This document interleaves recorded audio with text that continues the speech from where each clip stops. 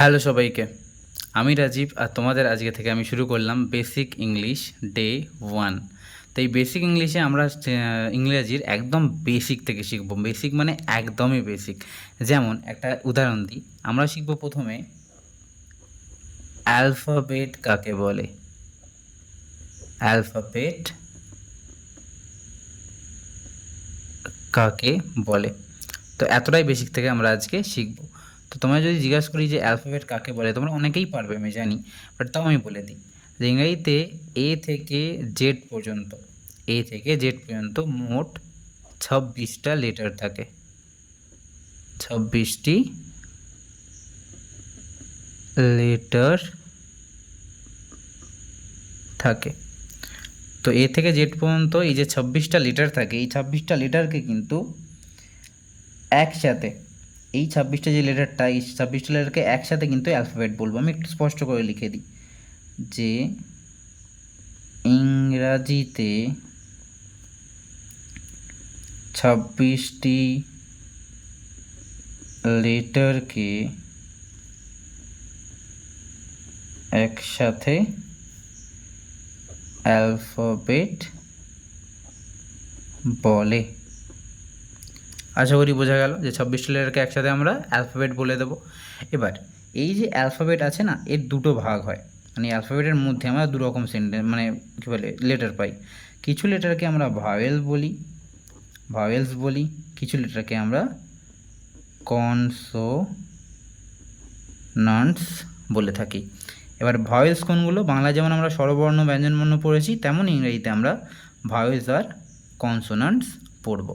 তো এই যে ভাওয়েল, এই ভাওয়েল হচ্ছে 5টা, যেমন এ, ই, আই, ও, ইউ, এই 5টা হচ্ছে আমার ভাওয়েল। কনসোনান্ট কোনটা? বাকি 21টি হচ্ছে কনসোনান্ট।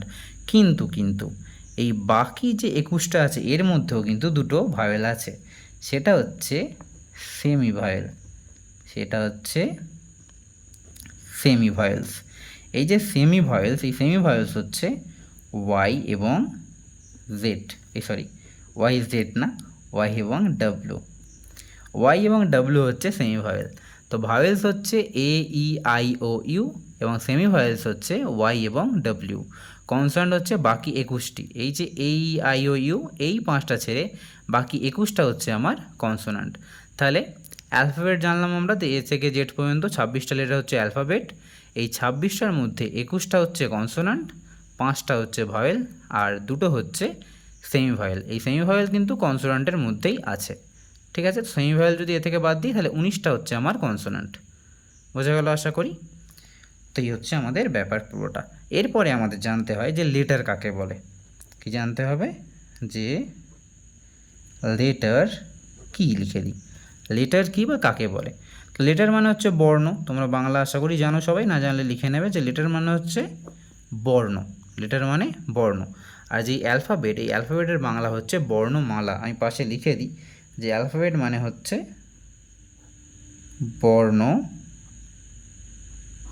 বর্ণমালা। তাহলে বর্ণমালা গেল, এই হচ্ছে আমার লেটার মানে বর্ণ।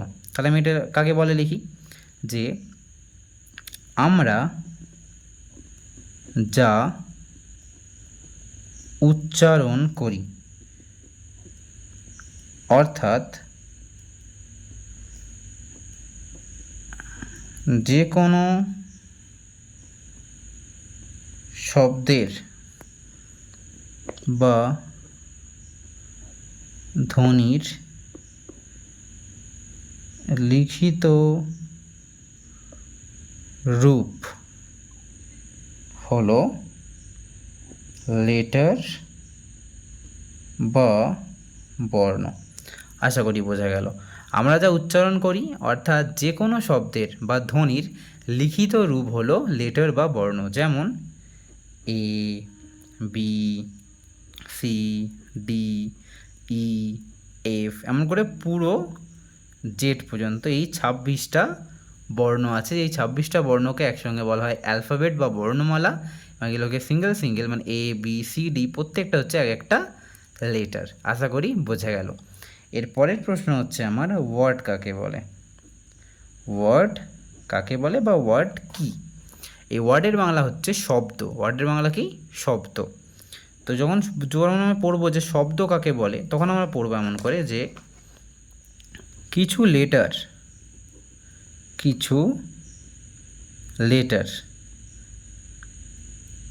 পাশাপাশি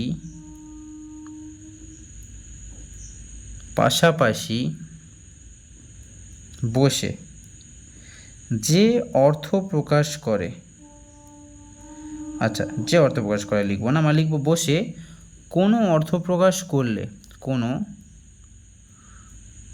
অর্থ প্রকাশ করলে তাকে আমরা ওয়ার্ড বলি। এই যে অর্থ প্রকাশ করলে, এই লাইনটার ওপর একটু জোর দেবে, কারণ অর্থ প্রকাশ না করলে কিন্তু লেটার হবে না। এই জন্য বললাম যে কিছু লেটার পাশাপাশি বসে কোনো অর্থ প্রকাশ করলে তবেই তাকে আমরা ওয়ার্ড বলবো। যেমন ধরো আমি এক্সাম্পল লিখব,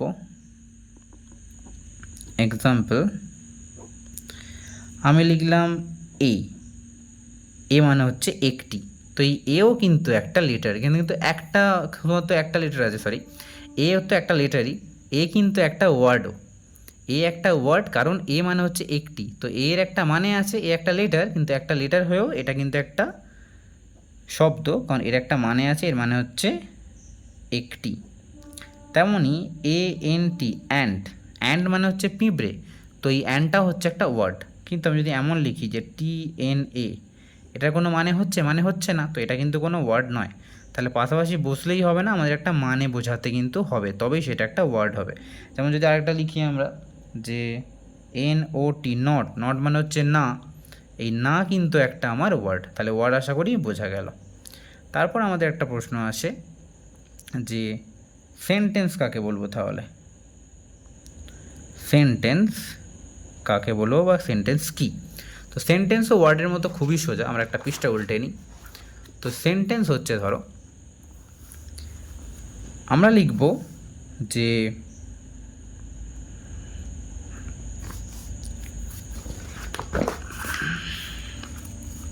আমরা সেন্টেন্স বুঝতে গেলে আমরা লিখব যে কিছু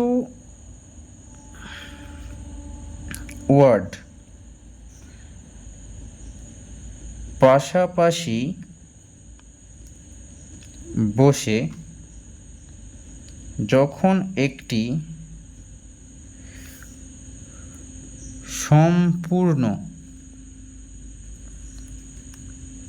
অর্থ প্রকাশ করবে,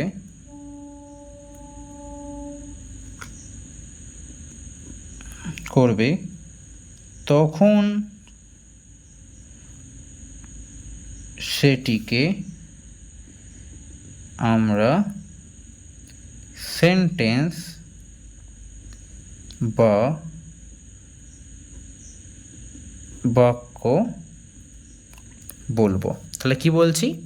কিছু ওয়ার্ড পাশাপাশি বসে যখন একটি সম্পূর্ণ অর্থ, মানে সম্পূর্ণ একটা গোটা একটা অর্থ প্রকাশ করবে, তখন সেটিকে আমরা সেন্টেন্স বা বাক্য বলবো। যেমন আমরা ধরো এক্সাম্পল দেব যে আই একটা ওয়ার্ড, অ্যাম একটা ওয়ার্ড, এ একটা ওয়ার্ড, বয় একটা ওয়ার্ড। তো এখানে চারটে ওয়ার্ড পাশাপাশি বসে একটা মানে বোঝাচ্ছে যে আমি হই একটি ছেলে। তো এই যে আমি হই একটি ছেলে, এই মানটা যে বোঝালো, তখন এটা কিন্তু একটা সেন্টেন্স হলো। ধরো আমি যদি এমন লিখতাম যে MAI, এখানে MAI তিনটেরই কিন্তু মানে আছে। এম মানে হই, এ মানে একটা, আই মানে আমি, কিন্তু এটার কোনো মানে বোঝাচ্ছে না, তাই এটা কোনো সেন্টেন্স না। তাই সেন্টেন্স হতে গেলে কি করতে হবে? কিছু ওয়ার্ড পাশাপাশি বসবে, তাদের একটা মানে তৈরি হবে, তবে গিয়ে সেটা একটা সেন্টেন্স বা বাক্য হতে কিন্তু পারবে। আশা করি বোঝাতে পারলাম।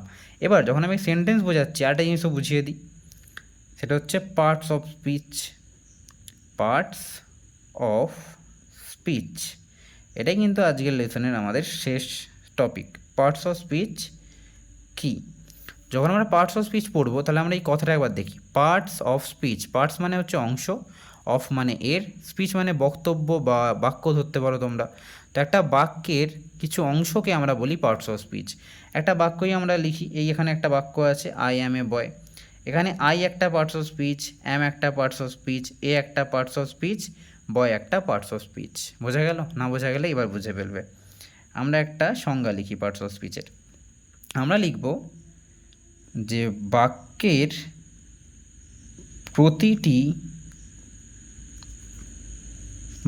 প্রতিটি ওয়ার্ডকে তাদের কাজের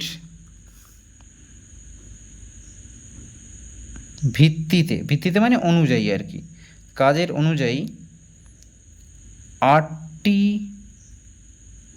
ভাগে ভাগ করা হয়। প্রতিটি ভাগ হলো একটি পার্টস অফ স্পিচ। বোঝা গেল? বাক্যের প্রতিটি ওয়ার্ডকে তাদের কাজের ভিত্তিতে 8টি ভাগে ভাগ করা হয়। প্রতিটা ভাগ হলো একটা পার্টস অফ স্পিচ। যেমন একটা সেন্টেন্স লিখি আমরা, বড় সড়ো একটা লিখি যে he goes to school every day. তাই এখানে কী লিখলাম আমরা? He goes to school every day.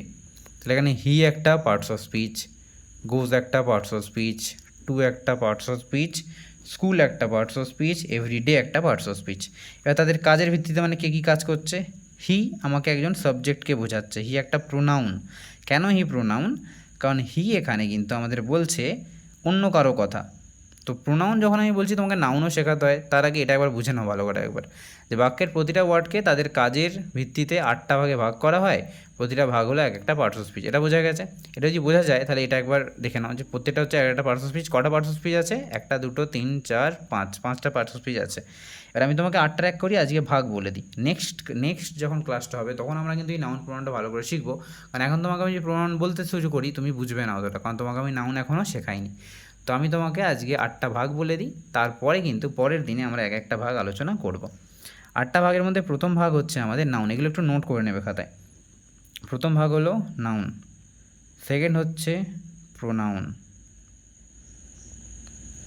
Third হচ্ছে অ্যাডজেক্টিভ, ফোর্থ হচ্ছে ভার্ব, ফিফথ হচ্ছে অ্যাডভার্ব,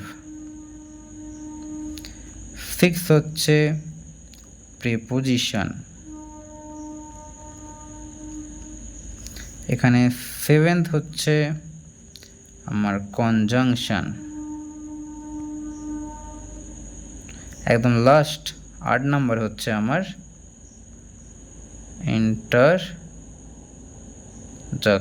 ইন্টারজাকশন। ঠিক আছে? তো এই 8টাকে নিয়ে আমরা আস্তে আস্তে ডিসক্রাইব করব। এইভাবে আমরা বেসিক ইংলিশটাকে একদম বেসিক থেকে শুরু করলাম, যে আজকে একদম অ্যাডভান্স লেভেল পর্যন্ত নিয়ে যাব।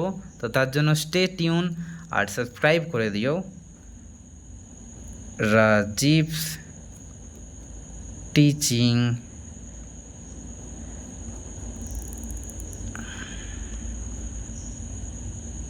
একাডেমিকে। ভালো থেকো সবাই, পরের ভিডিও খুব তাড়াতাড়ি আসছে।